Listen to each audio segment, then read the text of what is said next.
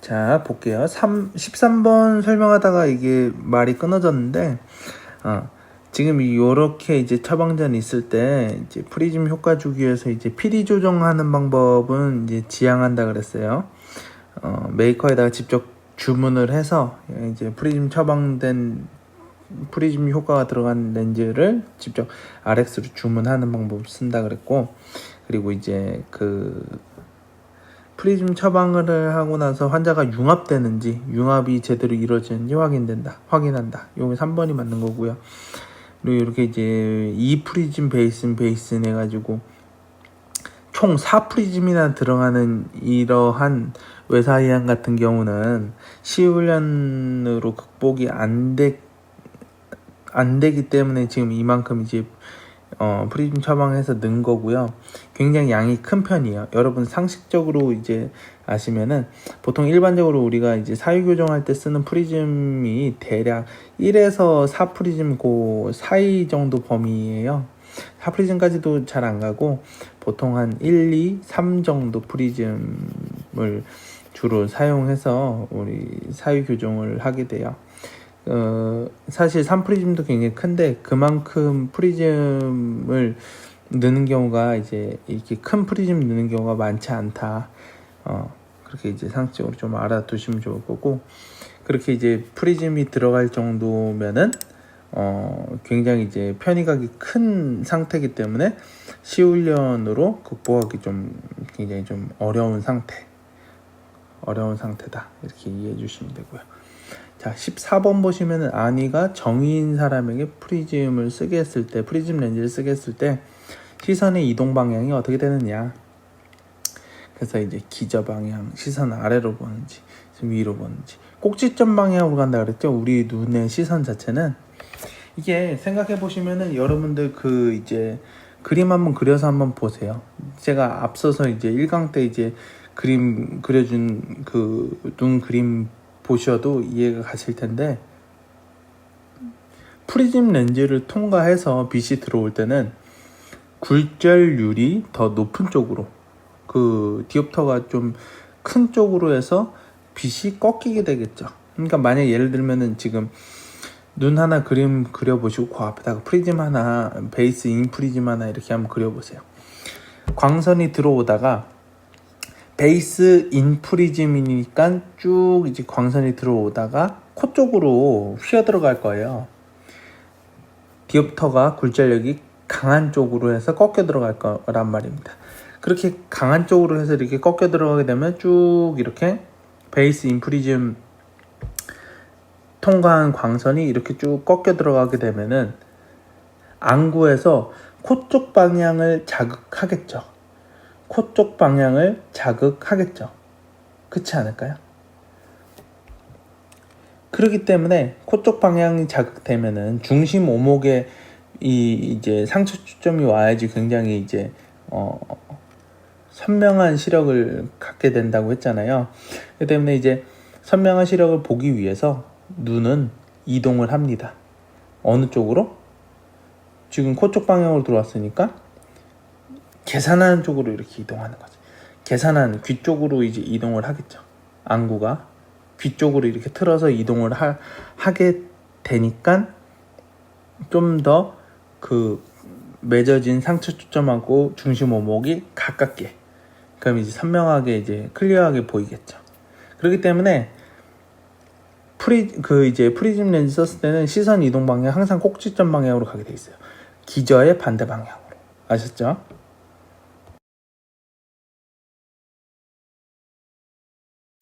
자, 또 다음 페이지 볼게요. 다음 빈칸의 내용을 채우시오. 근시 안경에서 안경 처방보다 PD가 커지면은 뭐뭐 유발. 근시 안경에서 원래 처방보다 PD가 작아지면 뭐 유발. 여러분 지금 근시 안경 대부분 쓰고 있을 텐데, 원래 처방보다 PD가 커지는 경우도 있고 작아지는 경우도 있고, 우리가 조제 가공하다 보면은 그렇게 이제 문제가 발생할 수가 있는데, 일정 범위에 허용되는 범위라고 하면 그대로 이제 처방돼서 나가도 뭐 큰 문제는 없겠지만은, 어느 일정 범위 허용량 넘어가게 되면은 폐기하고 다시 재가공해서 이제 안경이 나가야 된다 제가 이렇게 말씀을 드렸어요. 그 이제 근시 안경에서 원래보다 PD가 커지면 작아지면 한번 여러분 지금 그 프린트 옆에다가 빈칸에다가 한번 그림을 직접 그려보세요. 근시 안경 오목 렌즈를 그려보시고 원래 처방전보다 이거 내가 조제 가공 시간에 굉장히 많이 했던 거죠. 원래 처방전보다 안경이 크게 가공됐다. 그러면은 어떻게 됩니까? 원래 처방보다 커지는 경우, PD가 커지는 경우는 베이스 인 프리즘, 기저 두꺼운 부분이 이제 코 쪽에 걸리게 되는 상태가 되는 거죠. 방금 전에 봤듯이 이제 그렇게. 그렇기 때문에 우리 눈 시선은 어떻게 되겠어요? 눈 시선은 이제 벌어지게 되고, 그러니까 꼭지점 방향 따라서 귀 쪽으로 계산하게 되고요. 이렇게 이제 베이스 인 프리즘이 걸리게 되면은 계산 부담을 일으키게 되고, 요거는 뇌사위를 유발한다 이렇게 얘기를 했어요. 그래서 이제 뇌사위라고 적어 보시면 되고요. 반대로 이제 근시에서 안경 원래 처방보다 PD가 작아지는 경우도 한번 그려보세요. 저도 지금 그림을 그리고 있어요. 이렇게 작아지는 경우를 그려보면은 베이스 아웃 프리즘이 생기는데, 베이스 아웃 프리즘 그러면 폭주 부담 일으키게 되고, 이렇게 되면은 외사위를 유발할 수 있다. 자, 다음 오른쪽 사프리즘, 왼쪽 베이스 다운, 오른쪽에 베이스 다운 사프리즘하고 같은 효과를 내는 그 처방을 찾으라 이건데, 뭐 이렇게 간단한 문제도 이렇게 나오게 됩니다. 근데 이제 내가 한 번도 풀어보지 않으면은 또 당황해서 또 이게 또 맞추지 못할 수가 있어요. 근데 이제 보면은 4번부터 볼까요? 오른쪽에 이제 1프리즘 베이스 다운이 들어갔고, 왼쪽에 1프리즘 베이스 업이 들어갔네요. 그러니까 오른쪽하고 왼쪽하고 각자 다르게 이제 하나는 베이스 다운, 하나는 베이스 업이 들어갔는데, 우측에 베이스 다운이 들어갔으니까, 베이스 다운이 들어가면은, 우측 눈에 베이스 다운이 들어가면 어떻게 되겠어요? 이게 베이스 다운이 들어간 거니까 상측으로 보게끔 유도가 되겠네요. 꼭지점이 상측으로 가 있으니까. 그 왼쪽 같은 경우는 베이스 업이 들어갔어요. 베이스 업이 들어갔으니까 아래로 보게끔 하방시 유도 되겠네요. 한쪽에는 상방시 유도되고, 우측에는 이제 좌측에는 베이스 업이 들어갔으니까 하방시가 유도되고, 근데 양 자체가 똑같이 1프리즘 1프리즘이에요. 이제 상쇄되기 때문에 그냥 이거는 0의 효과를 내는 겁니다. 이렇게 되게 되면. 그래서 이제 4번 일단 아니고 제외하고, 자, 오른쪽에 이제 3번에 오른쪽에 2프리즘 베이스 다운 들어갔어요. 2프리즘 베이스 다운, 베이스 기저가 두꺼운 데가 이제 다운 밑에 있는. 그래서 이제 베이스 우측에 2프리즘 베이스 다운이 들어갔으니까 어떻게 됐어? 이것도 2프리즘만큼 상방시 유도돼요. 상방시. 그리고 이제 왼쪽에 보면은 2프리즘 베이스 다운 또 들어갔네. 이것도 왼쪽에 상방시 유도돼요. 상방시 유도.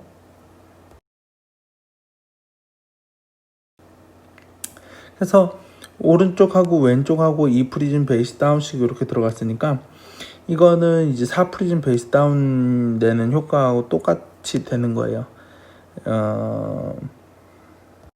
문제에서는 한쪽 눈에다가 4프리즘 다 넣은 거고, 지금 3번 같은 경우는 이제 나눠서 넣은 건데 같은 효과를 내는 거죠. 그렇기 때문에 이제 답 3번이 되는 거고요. 2번 마저 보면은 오른쪽은 4프리즘 베이스 다운, 왼쪽은 4프리즘 베이스 다운. 이러면 8프리즘 되는 거잖아요. 8프리즘 베이스 다운이고, 이것도 아니고, 1번 보면은 2프리즘 베이스 다운, 오른쪽, 왼쪽은 2프리즘 베이스 업. 이렇게 이제 각각 다르게 이제 프리즘 효과가 들어갔는데 방향 자체가 이제 다르게 이제 들어갔잖아요. 이렇게 되면 상쇄돼서 그냥 0이 되는 겁니다. 아셨죠? 그리고 이렇게 수직 프리즘 같은 경우는 수직 사위가 발견되면은 과감하게 처방해서 넣으시라고 제가 얘기를 했어요. 수직 사이 같은 경우는 처방해서 굉장히 효과가 크고, 그리고 이제 그 크레임하고 이제 처방했을 때 효과하고 이렇게 따져보면은 훨씬 더 이제 저기 효과가 좋고요. 크레임 굉장히 낮게 걸리고요. 과감하게 이건 하셔도 된다 그랬어요. 수직 사이 같은 경우는 눈 내부에서 수직 사이 있을 때 이거 융합하는 그 눈의 근육의 어떤 이동, 방향, 이동의 힘, 이런 것들이 자체적으로 해결되기가 매우 어려워요. 그래서 수직 사이가 조금만 있어도 두 개로 복시로 보이고 융합이 굉장히 잘 안 되거든요. 그렇기 때문에 훈련 매우 힘들고 바로 과감하게 처방을 하시라. 그거 이제 또 기억을 해주셨으면 좋겠네요. 자, 그리고 17번 볼게요. 다음 중 외사위를 유발시키는 안경. 이게 요런 유형의 문제가 이렇게 또 자주 이렇게 나오게 됩니다. 여러분들 모의고사 풀면서 자주 보게 될 텐데, 자, 1번 볼게요. 근시 이디옵터 처방을 광학 중심점보다, 그러니까 지금 이런 거 옆에 여백이 있으면 한번 그림 그려보세요. 헷갈리지 않게. 자, 마이너스 렌즈를 그려보시고, 근시 이디옵터 처방 광학 중심점이 원래보다 코방향으로 위치하도록 조제됐다. 광학 중심점이 약간 코방향으로 가게 조제가 됐네. 광학 중심점이. 그럼 이제 베이스 뭐가 걸리는 거예요? 베이스 아웃이 걸리게 되는 거죠. 베이스 아웃이 걸리게 되는. 그래서 이렇게 이제 코방향으로 코방향으로 광학 중심점이 위치되도록 마이너스 렌즈가 그렇게 되면은 베이스 아웃이 걸리는 거기 때문에 폭주 부담 유발시키고 외사위 유발시킴. 그래서 1번 맞네요. 1번 정답이고, 자, 또 2번 볼게요. S-200 처방을 광학 중심점이 원래보다 귀방향에 위치하도록. 그러니까 베이스 인이 걸리게 되는 거잖아요. 이렇게 되면은. 그럼 베이스 인이 걸리는 내사위 유발하는 거구나. 2번은 내사위 유발하는 케이스. 그리고 S+200 이제 볼록 렌즈예요. 볼록 렌즈. 광학 중심점이 원래보다 코방향에 위치하도록 이렇게 위치돼 있다. 그러면은 요것도 이제 베이스 인이 걸리게 돼요. 그쵸? 2번하고 3번이 똑같아요. 베이스 인이 걸리듯 내사위 유발되는. 프리즘 기저방향 4번. 프리즘 기저방향 코방향으로 향하도록 조제된 거.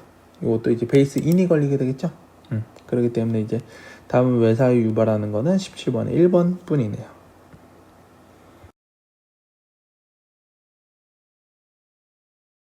다음 페이지 보겠습니다. 봉그래프법으로 사위 검사를 할 때 장입되어야 될 프리즘 렌즈는, 그래서 요거 이제 내가 맨 처음에 사위 검사할 때 이제 그 설명하면서 그 이제 PPT에다가 이제 그림 띄워놓고 넣어놨는데 눈을 분리시켜가지고 시표를 떨어뜨려 준 다음에 시표가 언제 이렇게 하나로 보이게 되는지 조금씩 이제 조정을 하는 거잖아요. 프리즘을 처음에 6프리즘 베이스 업으로 우안에다가 6프리즘 베이스 업 프리즘을 넣고요. 그리고 좌측에는 측정 프리즘 12프리즘 베이스 인을 넣은 다음에 조금씩 줄여간다고 얘기를 했어요. 그래서 여기 18번에 답을 적어보세요. 우안에 6프리즘 베이스 업, 좌안에 12프리즘 베이스 인, 이렇게 들어가주면 되겠네요. 그리고 19번 봉그래프법으로 수평 사위를 측정한 결과 좌안 측정 프리즘 화살표가 아래 방향으로 3에 맞추어져 있을 때 어떻게 판단하면 되냐. 실기 시험 우리가 진짜로 그 안경을 만들고 눈을 검사하고 이거 실기를 하는 시험은 없어요. 우리 안경사 국가고시 시험에는. 근데 말 자체가 이렇게 풀이로 해가지고 서술형으로 나와가지고 그 이론 시험이 실기로 이렇게 대체돼서 보는 형태로 나오는데, 내가 어떤 동작을 했다, 자, 이랬을 때 어떻게 판단되느냐. 막 이런 식으로 이제 문제가 실기시험에 이게 나오게 되는데요. 좌안에 측정 프리즘 화살표가 아래 방향으로 3에 맞춰져 있다. 이렇게 됐을 때 어떻게 판단하면 되겠느냐. 자, 잘 생각해주세요. 수평 사유를 측정한 결과 좌안에 측정 프리즘의 화살표가 아래 방향으로 3에 맞추어져 있다. 그러면은 베이스가 이게 아래로 두꺼워지는 쪽으로 이제 베이스가 이제 그 기저가 위치하게 되는 거기 때문에 좌안 베이스 다운 3프리즘, 좌안 베이스 다운 3프리즘 이렇게 적어주시면 되겠네요. 좌안 베이스 다운 3프리즘. 그리고 20번 봉그래프법으로 사유를 측정한 결과 이 검사자 시점에서 봤을 때 좌안에 좌측 방향으로 화살표가 3에 맞춰졌을 때 어떻게 판단하면 되겠네. 이것도 우리가 지금 이제 정말 어쩔 수 없이 온라인 수업으로 이렇게 하게 되는데 실습해 보면은 그냥 감각적으로 이거 이렇게 넣으면 이거구나, 이렇게 넣으면은 요거구나 감각적으로 아시게 될 거기 때문에 크게 뭐 걱정 안 하셔도 됩니다. 그리고 이제 처음에 제가 봉그래프법 얘기하면서 그 이제 사진 넣은 부분이 있어요. 초창기에 이제 2주차, 3주차 그때쯤에 이제 그 프린트 보시면은 이제 봉그래프법으로 사위 검사하는 거 나오는데 그거 참고해가지고 이제 풀어주시면 좋을 것 같고요. 그래서 좌안의 좌측 방향으로 화살표가 3에 맞춰져 있다. 이러면은 좌측이면은 우리가 이제 검사자 시점에서 봤을 때에는 이게 귀방향 쪽이잖아요. 귀방향. 그러니까 기저가 이 바깥쪽에 들어가 있는 거지. 그래서 좌안 베이스 아웃 3프리즘 이렇게 해주시면 되겠어요. 좌안 베이스 아웃 3프리즘, 좌안 베이스 아웃 3프리즘. 그렇기 때문에 이제 이렇게 베이스 아웃 3프리즘이라 그러면 이거는 뭐예요? 내사위 3프리즘이잖아요. 내사위 3프리즘. 그렇게 판단해 주시면 돼요. 베이스 아웃 3프리즘 측정된 거니까 3프리즘 내사위구나. 이렇게 이제 생각을 해 주시면 됩니다.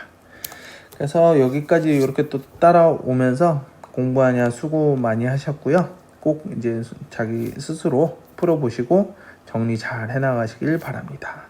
수고하셨습니다.